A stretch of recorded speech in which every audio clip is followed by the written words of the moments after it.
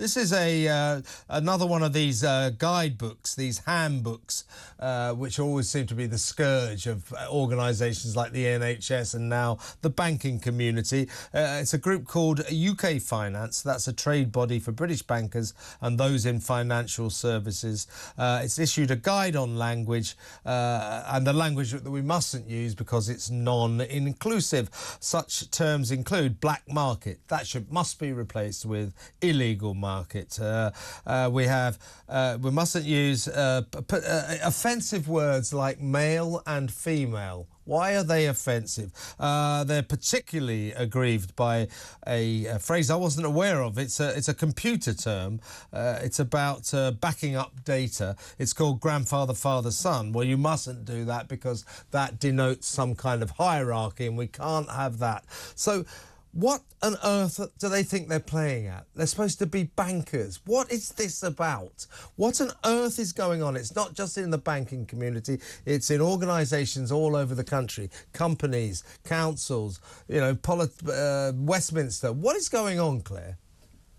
So I think that you're absolutely right about, there's something about controlling language that belittles the rest of us, because it's like trying to learn a new language and you can't work it out. You know that all the time you might trip over, say the wrong thing, for which, by the way, your reputation can be sullied, you can be cancelled, sent on a retraining course.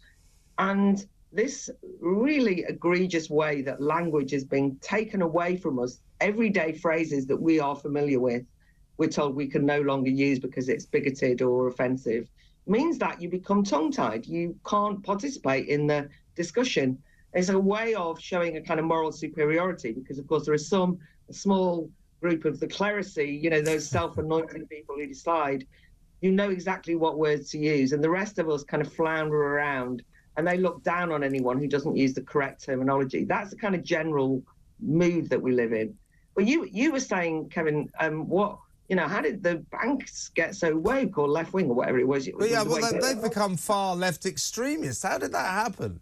But I don't think they have, really. What happened was, I think, my take on it is that in 2008, when we had the major crisis, a financial crisis that really was very frightening at the time, there was a lot of bank bashing that went on. You might say it was deserved, but nonetheless, that was the mood, to blame the banks for everything. And one of the things that came out of that was that everybody started saying that banks were unethical. They were far too interested in profits and banking and money, and that they had been so greedy. Well, they would be, wouldn't they? They're banks. I know, but that's what I'm saying is they got that sort of rammed down them, as it were. And there was a kind of mood that said banks have now got to become ethical. Financial services have gone rogue. What we need to do, and I don't know if you remember it, but I went to endless discussions and debates about how we can introduce ethical mission statements for the financial service sector. Everybody's got to kind of develop a new outlook that shows that they're not just interested in money. And I think that at the time, people actually across the political spectrum, left, right, and everyone else said, yes, this is a way of containing the greedy bankers. As a consequence of which, they went out of their way. They did what they were told in a way.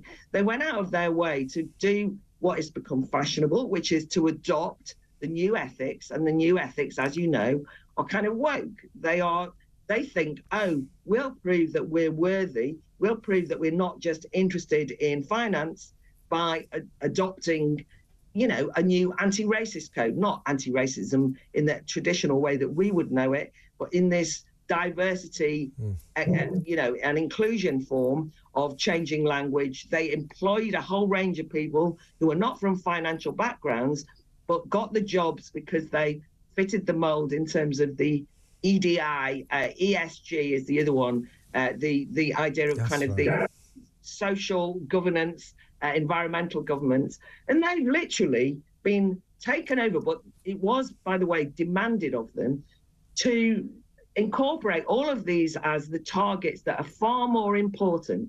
than the business, the grubby, nasty business of money. Yeah, it's like what they've now got is they don't know anything about money. Yeah. Actually, it's destroying the economy. It's hopeless.